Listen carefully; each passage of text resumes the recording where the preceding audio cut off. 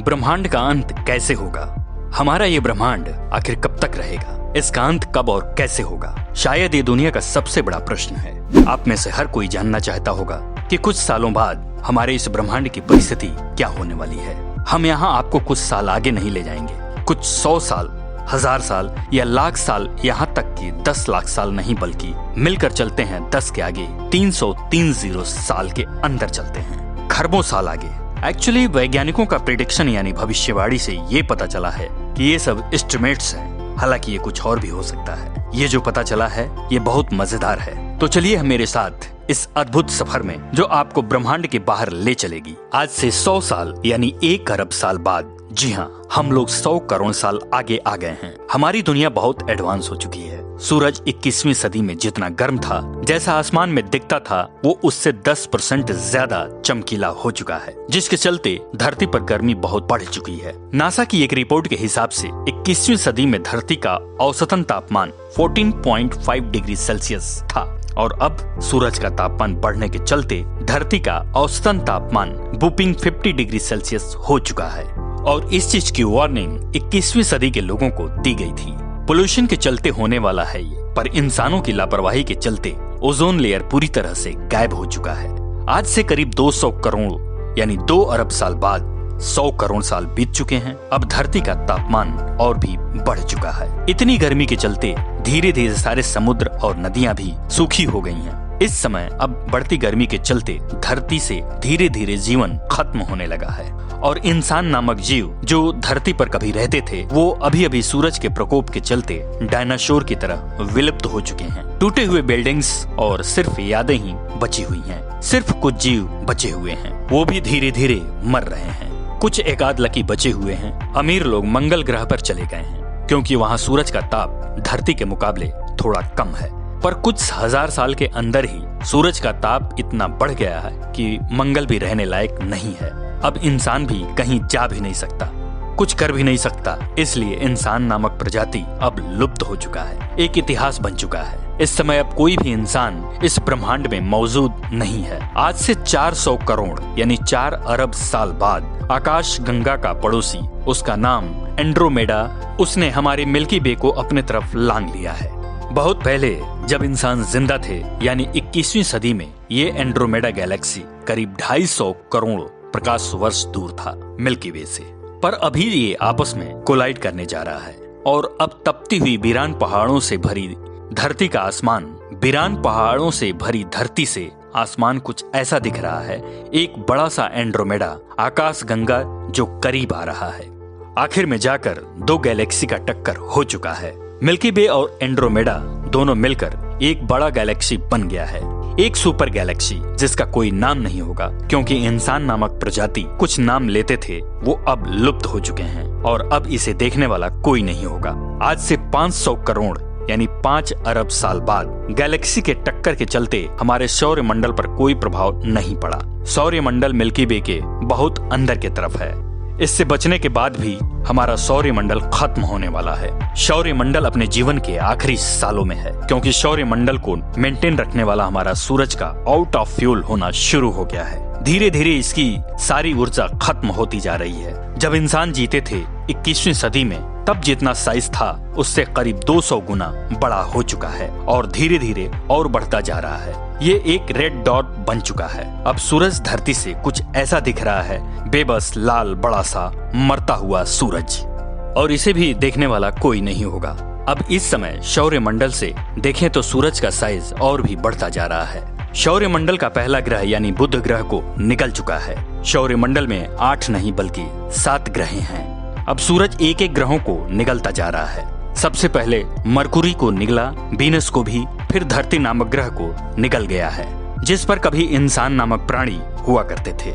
धीरे धीरे करके जुपिटर, सैटर्न्स, यूरेनस, नेपच्यून सभी को निगल चुका है और अब सौर मंडल में कोई ग्रह नहीं बचा है, सिर्फ सूरज ही बचा है। आज से करीब 1,500 करोड़ यानी 15 अरब साल बाद सौर मंडल का अंत हो चुका है। अब सौर मंडल कुछ ऐसा दिख रहा है, एक मरता हुआ बूढ़ा सा सूरज और अब आसपास बिखरे ग्रहों के टुकड़े। एक मरता हुआ सूरज जो कि अब ठंडा हो चुका है और ये बेचारे टुकड़े ग्रहों के हैं जिसे सूरज 1000 साल पहले ही निकल चुका है। सौरमंडल जो प्यारा सौरमंडल हुआ करता था, उसका अब अस्तित्व पूरी तरह से मिट चुका है। आज से 10,000 करोड़ यानी 100 अरब साल बाद जिस जगह पर मिल्की वे गैलेक्सी है, एंड्रोमेडा गैलेक्सी है, जो कई साल पहले ही एक बन चुके हैं और करीब 100 आकाश गंगाएं हैं। इस एरिया को बर्गो सुपर कैलेस्टर कहते हैं। मतलब इस एरिया में 21वीं सदी में 10,000 करोड़ साल पहले सारे अलग अलग गैलेक्सी अलग अलग जगह पर रहते थे और अब इस समय ये एरिया इतना ज्यादा पुराना हो चुका है कि इसके अंदर 100 से भी ज्यादा अलग अलग गैलेक्सी थे। वो अपने गुरुत्वाकर्षण की मदद से इतने करीब आ गए हैं और सब गैलेक्सी मिलकर एक बड़ा सा गैलेक्सी बन चुका है। और ब्रह्मांड में दूसरे जगह पर जितने भी वर्गों की तरह सुपर क्लस्टर एरिया है, उसके अंदर भी जितने अलग अलग गंगाएं थी, वो सब अब मिलकर एक सुपर गैलेक्सी बनते जा रहे हैं। आज से 1 लाख करोड़ यानी 1000 अरब साल बाद जो थोड़ी देर पहले मैंने आपको बताया बड़े सुपर गैलेक्सी बनते जा रहे हैं, वो करीब 900 अरब साल पहले की बात थी। जो करीब 900 अरब साल पहले की बात थी, अब वो सब मर चुके हैं। पर गैलेक्सी तारों से मिलकर बनते हैं। गैलेक्सीज के अंदर के सारे तारे बुझ चुके हैं, मर चुके हैं, क्योंकि उनका पूरा फ्यूल खत्म हो चुका है। जिस तरह हमारा सूरज बहुत पहले ही मर चुका है, वैसे ही इस समय सारे गैलेक्सी के तारे एक एक करके मरते जा रहे हैं और धीरे धीरे गैलेक्सी खत्म होती जा रही है। नए नए तारों को बनाने के लिए 10 क्लाउड की जरूरत होती है, जो कि बहुत पहले 21वीं सदी में ब्रह्मांड में अलग अलग जगह पर मौजूद थी।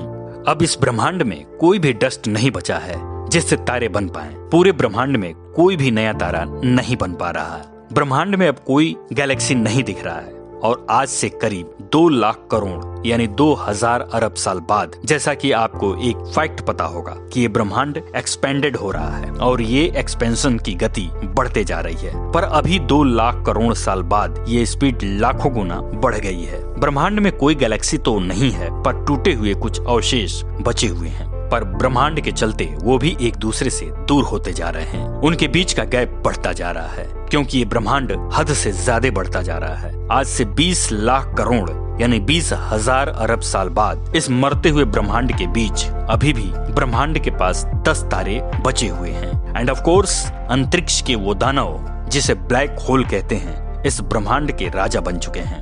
तारे और ग्रह वो इस ब्रह्मांड में ना के बराबर हैं। ब्लैक होल्स लाखों के तादाद में इस ब्रह्मांड में घूम रहे हैं और वो बचे हुए ग्रहों के अवशेषों को ढूंढ रहे हैं ताकि वो इसे खा पाएं। आज से 1 करोड़ यानी 1 लाख अरब साल बाद अब इस ब्रह्मांड के दूसरे साइड के आखिरी तारे जो बचे हुए थे, वो भी अब मर चुके हैं। ब्लैक होल्स बचे हुए जितने प्लैनेट के एक आध टुकड़े हैं, उन्हें भी खाना शुरू कर दिए हैं और ब्रह्मांड के बचे जितनी भी चीजें हैं, ब्लैक होल्स धीरे धीरे वो सब कुछ खाते जा रहे हैं और अब ऐसी कोई चीज इस ब्रह्मांड पर नहीं बची है जो दिख पाए। अब सिर्फ ब्लैक होल्स ही बचे हैं। आज के 10 के आगे 40 शून्य साल बाद ये ब्रह्मांड के अंत की शुरुआत है। अब कोई भी चीज इस ब्रह्मांड में नहीं बची। चलिए अब हम जूम गॉगल्स पहन लेते हैं और अब आप देख सकते हो कि छोटे परमाणु स्तर पर अब स्पेस स्तर पर अलग अलग परमाणु अलग अलग होकर घूम रहे हैं। जो कुछ लास्ट बचे हुए ग्रहों के टुकड़े हैं जिसे ब्लैक होल्स दूरी के चलते नहीं निकल पाए थे, वो लकी पार्टिकल्स अलग अलग होकर स्पेस में तैर रहे हैं। क्योंकि अब कुछ नहीं बचा, इसलिए सारे ब्लैक होल्स एक दूसरे के सामने आते जा रहे हैं। अपने दानों जैसे गुरुत्वाकर्षण के चलते अब ब्रह्मांड के सारे ब्लैक होल्स मिलकर मतलब सारे मिलकर सुपर ब्लैक होल्स बन गए हैं। जो बचे हुए लकी पार्टिकल्स थे, उसे भी ये बड़े ब्लैक होल्स खाना शुरू कर दिए हैं। सुपर ब्लैक होल्स की साइज इतनी है कि इसे शब्दों में बयान नहीं कर सकते। अब धीरे धीरे ये ब्रह्मांड मर रहा है। आज से 10 के आगे 303 शून्य साल बाद इसे कहते हैं सेंटिलियन ब्रह्मांड। सेंटिलियन ब्रह्मांड का अंत। अब ये ब्रह्मांड पूरी तरह से खाली हो चुका है और ये फैलते फैलते यानी एक्सपेंड होते होते अब इतना एक्सपेंड हो चुके हैं कि मैं इस साइज को सोच के शब्दों में या स्क्रीन पर नहीं दिखा सकता। अब इस ब्रह्मांड का साइज इतना हो चुका है कि वो सुपर ब्लैक होल भी हॉकिंग रेडियंस के चलते वाइफरकेट हो चुका है।